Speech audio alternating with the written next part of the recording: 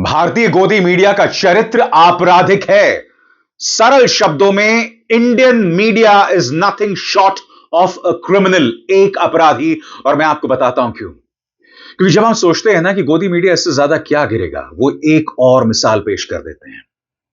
ताजा मिसाल times now की है। आप देख सकते हैं नसीर साहब बाहर आ रहे हैं और फिर देखिए उनका रिपोर्टर किस तरह से बदतमीजी करता है। पहले नसीर साहब कहते हैं कि मैं बात नहीं करना चाहता हूं, मगर उसके बाद देखिएगा किस तरह से माइक उनके मुंह में घुसाया जाता है। नसीर साहब अपना आपा भी खो देते हैं। वो कहते हैं कि मैं आपसे बात नहीं करना चाहता हूं, आप क्यों मुझे परेशान कर रहे हैं। मगर बार बार टाइम्स नाउ का ये रिपोर्टर ये हरकत कर रहा है।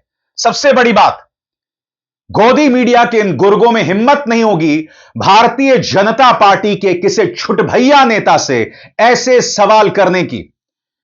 ये सिर्फ उन्हें परेशान कर सकते हैं जिनसे आपको जवाब नहीं मिलेगा, जिन्हें परेशान करने की एवज में आपकी नौकरी पर नहीं आएगी। किस तरह की हरकतें यह रिपोर्टर कर रहा है, यह ऐसी पत्रकारिता है जो किसी पत्रकार को नहीं करनी चाहिए। अगर आप पत्रकारिता सीख रहे हैं तो यह वीडियो देखिए, यह आपको कतई नहीं करना चाहिए। करीब 1 मिनट का वीडियो है, शर्मनाक वीडियो। बदतमीजी देखिए नसीर साहब जैसे सीनियर एक्टर के साथ, और ऊपर से रिपोर्टर की दबंगई कि आप मेरा माइक क्यों हटा रहे हैं, आप सवालों का जवाब देने से क्यों डर रहे हैं। नसीर साहब एक बुजुर्ग हैं। विवाद क्या है, किस मुद्दे पर यह सवाल कर रहे थे, वो कुछ देर बाद मैं आपको बताऊंगा। मगर निहायत ही शर्मनाक वीडियो। अब मैं आपको वो पूरा वीडियो दिखा रहा हूं, देखा जाए। I do not want to talk about this issue, so please don't harass me. No, I'm not harassing you. Just asking that. I'm trying to just ask you a question. What exactly you meant, when you stated that you were disinvited from the university? I don't want to talk about it. So why are you pushing the mic, sir? Because you're shoving it into my face. I'm not. I'm just asking. I'm not answering you. I'm just asking. No, what is there in that? Why are you getting angry, sir? I'm just. Back off that. Because you're bothering me. I'm not bothering me. I'm You not. understand what that word? Will you take that away? Will you take that out of my face? No, I'm just trying to ask a Will you question. get it out of my face? What's the problem in answering a simple question, sir? Doesn't want to answer. Why can't you take a go for an answer? What kind of people are you? What kind of a person are you? No. You can't see that I've just come in from a journey and I've said to you politely, I don't want to talk about this issue. Why are you persisting? Why are you harassing me? Sir, I'm not harassing you. You are harassing me. In respected manner. You are- I'm asking I you a don't simple want- question. Do you understand what I'm saying? I'm understanding. I Why do are you not getting want- irritated, sir? I'm understanding. There's a camera. सबसे बड़ी बात, times now ने जिस तरह से इस interview को चलाया है कि हमारे बहादुर रिपोर्टर के सवाल से डरे नसीरुद्दीन शाह बौखलाए हमारे सवालों से। इस तरह की बकवास करना, जैसे मैंने कहा, इनमें से हिम्मत नहीं है किसी निशिकांत दुबे, किसी छुटभैया भाजपा नेता से इस तरह के सवालात करने का। जबकि सत्ता में कौन है आप जानते हैं। परेशान किया जा रहा है उनको जो भारतीय जनता पार्टी के आलोचक हैं, क्योंकि इस तरह के वाहियात रिपोर्टर जानते हैं कि यह रिपोर्टिंग करके वो सत्तारूढ़ भारतीय जनता पार्टी में नंबर बनाएंगे और शायद उनकी तरक्की भी होगी। मैं आपको बतलाना चाहता हूं कि दरअसल नसीर साहब को यहां परेशान क्यों किया जा रहा है। नसीर साहब को यहां इसलिए परेशान किया जा रहा है क्योंकि उन्होंने अपने लेख में, हालांकि वो मैंने लेख नहीं पढ़ा, इंटरनेट पर जो मौजूद है उसमें उन्हें एक इनविटेशन आया था एक उर्दू एकेडमी से। उसके बाद वो जो निमंत्रण आया था वो वापस ले लिया गया, रातों रात ले लिया गया। और नसीर साहब ने यह कहा कि मैं कभी अपने देश के खिलाफ नहीं बोलता हूं। जाहिर सी बात है, नसीर साहब की जो राय, जो विचार इस पॉलिटिकल पार्टी के बारे में है, यानी सत्तारूढ़ भाजपा के बारे में, उसी का परिणाम है कि रातों रात जो निमंत्रण उनको गया था वो वापस ले लिया गया। सबसे शर्म की बात है, जो लोग नसीर साहब को देशद्रोही बताने की कोशिश कर रहे हैं, यह वो शख्स है दोस्तों, याद कीजिएगा, जब तालिबान की सरकार दोबारा आई थी 2021 में, तब इन्होंने देश के मुसलमानों से अपील की थी कि तालिबान तुम्हारे हीरो नहीं हो सकते। तालिबान जो औरतों पर जुल्म करते हैं, तालिबान जिसका कोई विश्वास नहीं है लोकतंत्र में, ये वो नसीर साहब हैं जो अपने दिल की बात कहते हैं। मगर देखिए किस तरह से यहां पर परेशान किया जा रहा है। मगर ये पहली बार नहीं है दोस्तों। रिया चक्रवर्ती हो या श्रीदेवी की मौत हो, आपको याद है ना किस किस तरह का कचरा चलाया गया था। और सबसे बड़ी बात, आज भी मैं आपको बहुत दूर नहीं लेकर चलना चाहूंगा। पिछले 12 घंटों में गोदी मीडिया ने जो संसद में चल रहा है, किस तरह का कचरा चलाया है, वो मैं पहले आपको दिखा देता हूं और इंतजार कीजिएगा। श्रीदेवी और रिया चक्रवर्ती, या ये कहा जाए सुशांत सिंह राजपूत की आत्महत्या के मामले में किस तरह का वाहियात कचरा चलाया था इस गोदी मीडिया ने, वो मैं आपको दिखाऊंगा। मगर सबसे पहले देखिए पिछले 12 घंटों में यह गोदी मीडिया क्या चला रहा था आपकी स्क्रीन पर। यह देखिए पापा की परी, जिन्होंने पूछा था कि आप कौन सा टॉनिक पीते हैं, उंगली दिखाते हुए क्या कार्यक्रम कर रही थी। देखिए, लोकसभा में पीएम मोदी पर हमले की साजिश के पीछे कौन?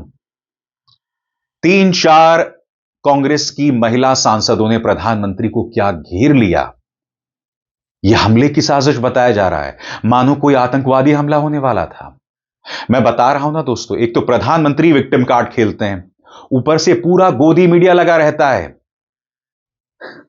वो एक फिल्म का मीम है ना कि तुम्हारी हिम्मत कैसे हुई हमारे बाप को यह कहने की। ये सब उसी मीम में जिंदा हैं। गोदी मीडिया उसी मीम का हिस्सा है कि खबरदार जो हमारे बाप को कुछ कहा। यही हालत है इन पापा की परियों की। आगे देखिए साहब, ये देखिए एक और गुल्लू।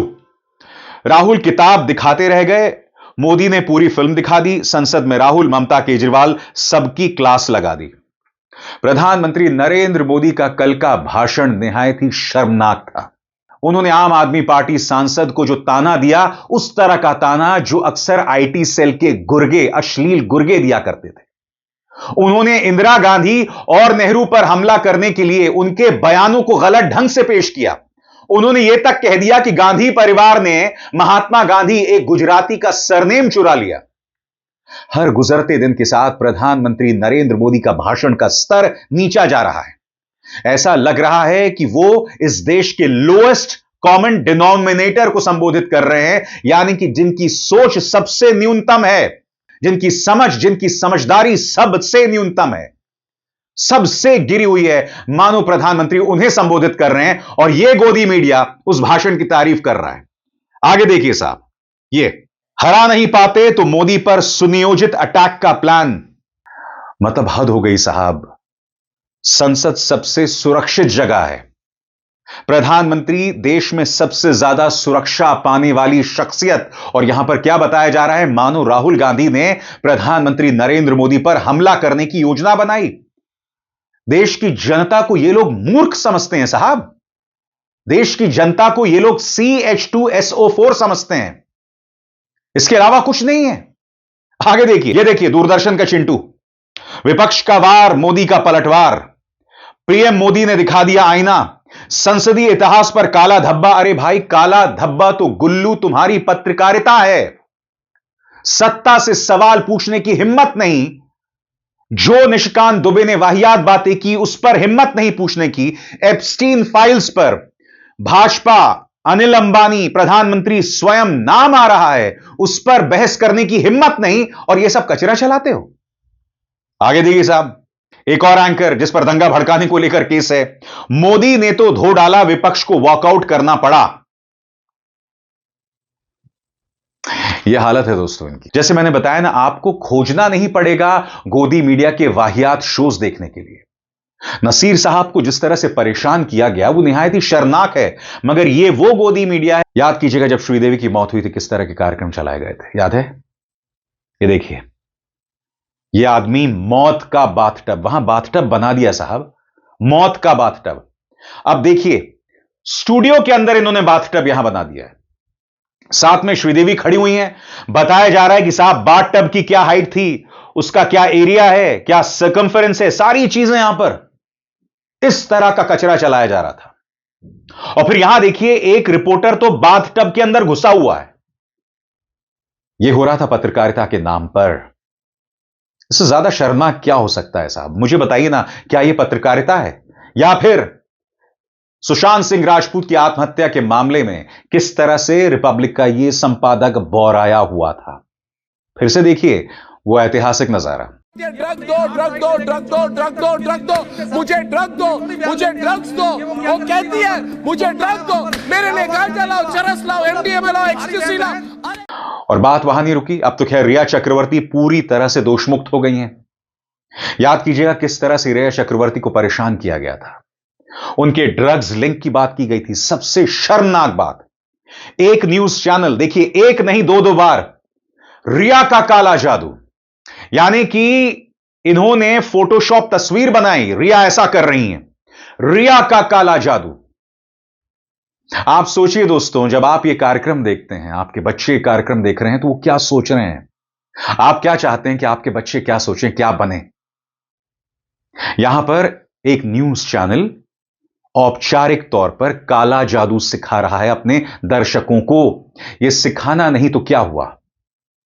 किस काले जादू की आप बात कर रहे हो? अब तो सीबीआई ने दोषमुक्त कर दिया। सीबीआई की रिपोर्ट आ गई कि नहीं आ गई? कितनी शर्म की बात है दोस्तों। मैंने कहा ना, इस मीडिया को देखना ही अपराध है। यहां जो काम करते हैं उन पर मुझे तरस आता है, क्योंकि मैं जानता हूं कुछ लोग जो काम करते हैं वो रोजी रोटी के चलते काम करते हैं। क्योंकि देखिए, ये सरकार रोजगार तो मुहैया करा नहीं रहा है, रोजगार के बहुत सीमित विकल्प हैं, और जो न्यूज चैनल्स की हालत है सब जानते हैं। तरस आता है ऐसे रिपोर्टर्स पर। बहरहाल नसीरुद्दीन शाह साहब को जो रिपोर्टर परेशान कर रहा था, उसे गर्व है इस बात पर, उसे लग रहा है न जाने कौन सी महान पत्रकारिता उसने कर डाली। यह है जर्नलिस्ट का स्टैंडर्ड। याद कीजिएगा दोस्तों, ये तो खैर छुटभैया रिपोर्टर्स हैं। याद है आपको, जहांगीरपुरी में बुलडोजर चल रहा था, सुप्रीम कोर्ट का आदेश आ गया, बुलडोजर बंद करो। मगर यह मोहतरमा बुलडोजर पर चढ़ी हुई थी। आसपास के लोग चिल्ला रहे थे कि मैडम, सुप्रीम कोर्ट का आदेश आ गया है, उसकी बात करो। मगर नहीं, सत्ता को खुश करने के लिए मोहतरमा बुलडोजर पर चढ़ी हुई थी। और मैंने आपसे बार बार कहा है, पत्रकारिता के जो छात्र हैं उन्हें सीख लेनी चाहिए इस तस्वीर से कि कैसे पत्रकारिता नहीं करनी है, कैसे पत्रकारिता नहीं करनी है। मगर ये सब बार बार होता रहता है, क्योंकि यही वो मोहतरमा थी। याद कीजिएगा, हाल ही में स्वतंत्रता दिवस की पूर्व संध्या पर इन्होंने कार्यक्रम किया था कि इतने करोड़ मुसलमान 1947 में थे, इतने चले गए, इतने रह गए, इस तरह की बातें की जा रही थी। इनके खिलाफ लखनऊ की एक अदालत ने मामला दर्ज करने का आदेश दिया था, और ये इनके टॉप मोस्ट एंकर्स हैं। इससे बड़ी त्रासदी क्या हो सकती है, मुझे बताइए ना। जब आप इस तरह का कचरा देखने को मजबूर हैं, जब नसीर साहब को इस तरह से परेशान किया जा रहा है, यह इस देश की मीडिया, क्योंकि शर्म इनको मगर आती नहीं।